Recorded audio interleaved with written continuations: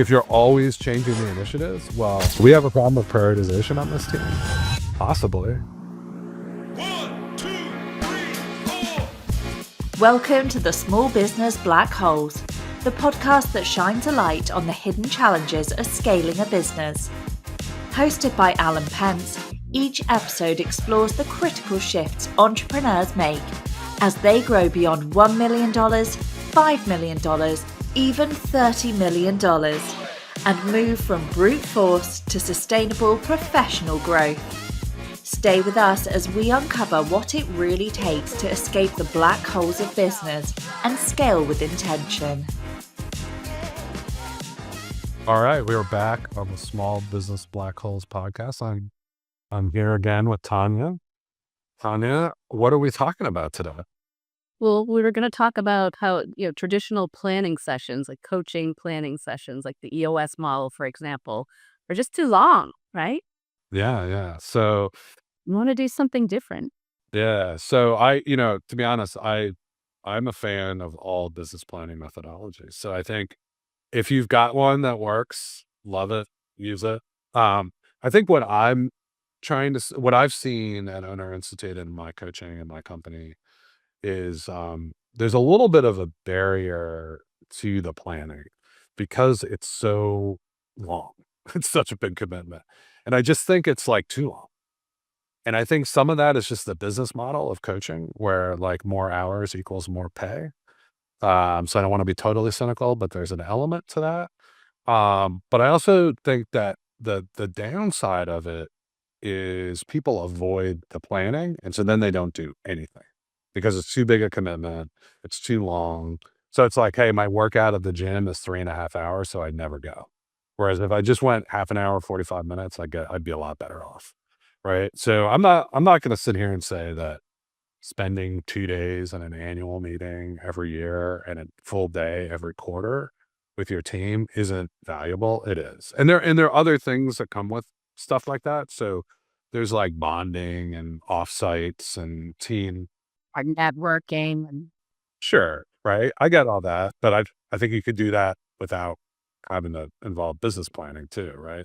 So you can have events be for what they are and not combine everything in one. So like what I'm really trying to pitch is like, first of all, I think monthly you should do a little bit more. So my philosophy, let me just go through it from the top down, is like annual planning is an important activity.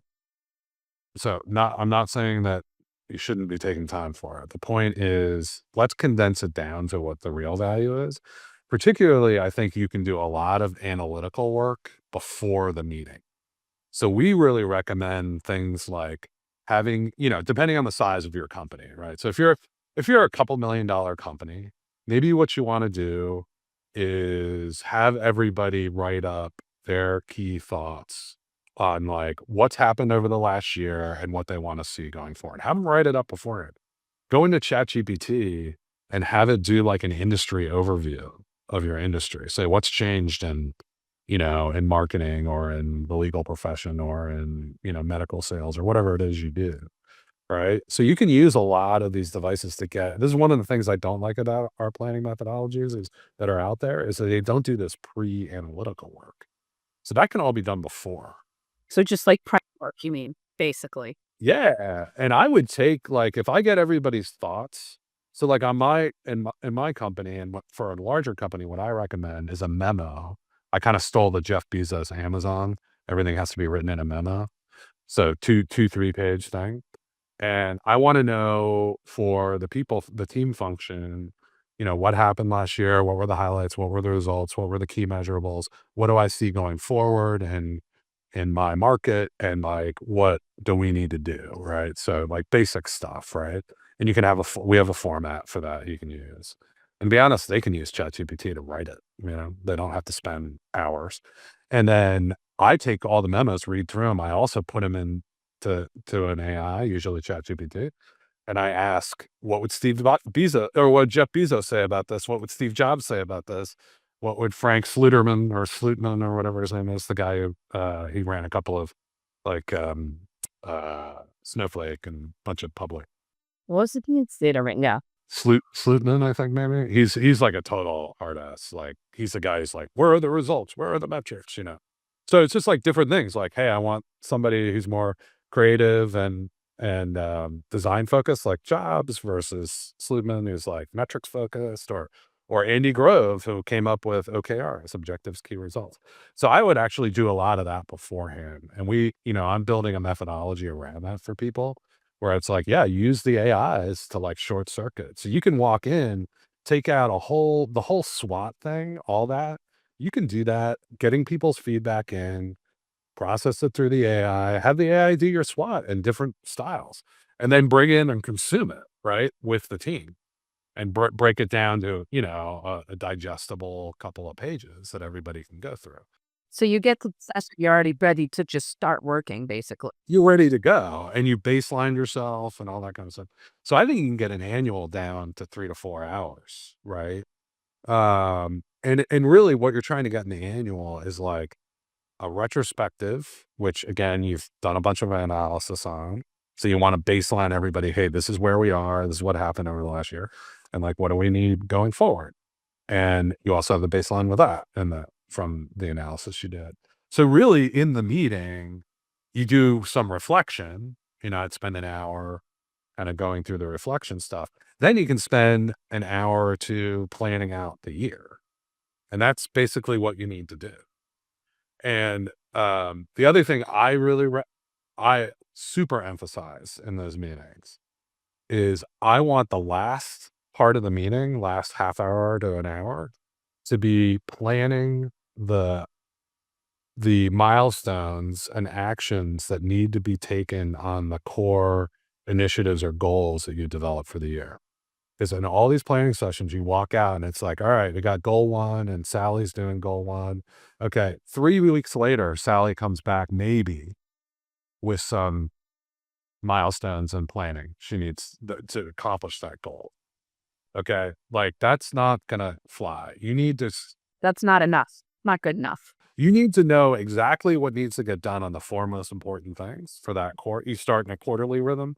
So you got, 4 annual goals, and then you've got your quarterly initiatives to support those, right? Or if you're doing EOS, it's rocks, or there are other, I think it's the same in scaling up. But like, I want those 4 quarterly initiatives or goals or whatever, rocks, whatever you're going to call them. I want you planning those at the meeting, at least the first few weeks, right? And then my thing is every month you're doing an overall check-in on those initiatives. And so you're operating week to week on leadership meetings, and then you come to the end of the month, you review, the KPIs for the month and all that. And then you say, hey, are these quarterly initiatives working? Or where did we get to on them? So that's a check-in with yourself, with your team, with your coach, anything. With the team. So everyone who owns a quarterly initiative or a rock comes into the meeting with an analysis of what's happened, what they've done over the last month, how it's going, and what they recommend going forward. And then the team has to say, is this still the most important thing we're working on? One thing I hate about current planning methodologies are like, we want you to get that initiative done no matter what, just so we're committed and accountable. Well, I'm like, if it's not one of the 4 most important things in the company, why are you working on it? Stop. Learn from the fact. Why did it change? Like sometimes it's like, hey, we're too busy and we can't work on the strategic stuff. Okay. That doesn't mean you want to stop working on the initiative, but now you have data about what's wrong in the company and you got to go fix that. Okay. So now the most important thing is we're overwhelmed with this kind of work and we can't do strategic work. That's the initiative. How do you That's stop so being good. overwhelmed? Yeah. Yep. So learn from it, right? So I try to take some, first we talked about doing all this analysis before the monthly or before the annual. Then I like to use like a 1.5 hour monthly to really look at the quarterly stuff and replan it so that you're using some of your monthly meeting every month to do that strategic work. So you don't need to do it all at the quarterly. Now, by the time you get to the quarterly and you look at like what happened with the initiatives, half the time people haven't even looked at them in 3 months. And they're making up some BS at the end. And it's like, what are we doing this for? Like, makes no sense. So every month you're doing that check and you're making sure, is this the most important stuff? Is this the most important stuff? It keeps it fresh. And to make sure you're focused. And then you get into the quarterly, you've already know what the most important thing is, right?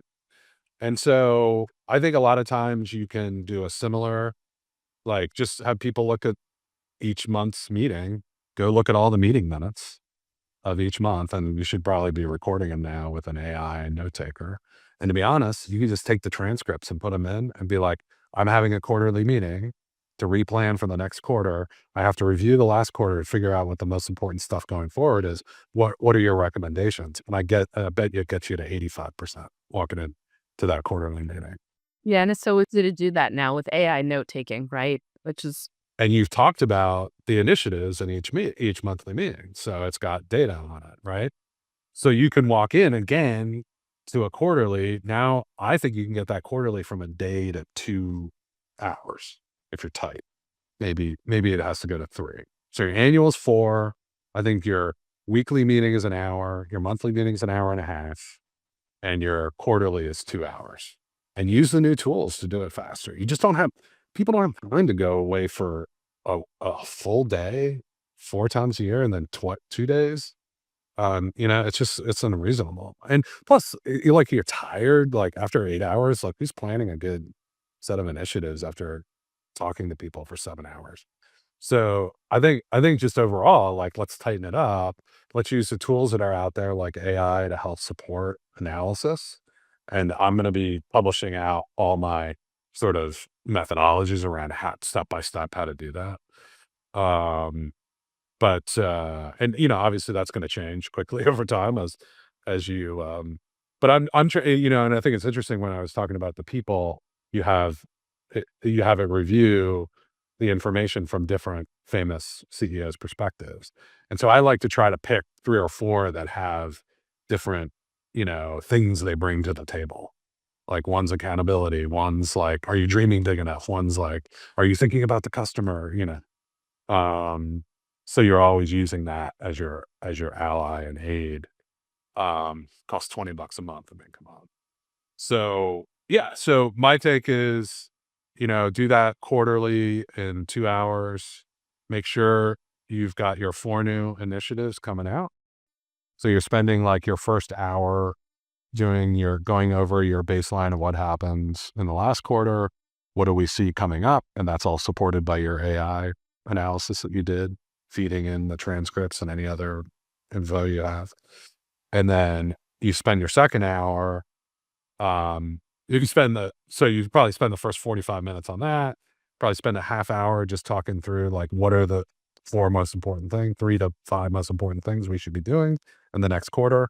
And then you spend your last half hour planning the first month of that quarterly initiative for each one. You never walk out of a meeting until you have an initial plan that gets you through the first month because like you're going to leave and Sally's not going to be talking to you every day about the initiative. So Sally needs, what is she going to do? Joe needs, what is he going to do in those milestones for the first month? And you get to that month, again, we'll look back. What did Sally and Joe do on the initiative? If they didn't do it, why? Learn from why they didn't do it. And if it isn't the most important thing anymore, select a new initiative, get rid of it and move on. it's like to get rid of it, right? Yeah. And my thing is like, if you're always changing the initiatives, well, now we have a problem with the initiative setting process. So do we have a problem with prioritization on this team? Possibly. Right. So start just thinking about, everything's data and try to figure out what it means. So that's my take on like using the new tools, trying to get efficient about these things.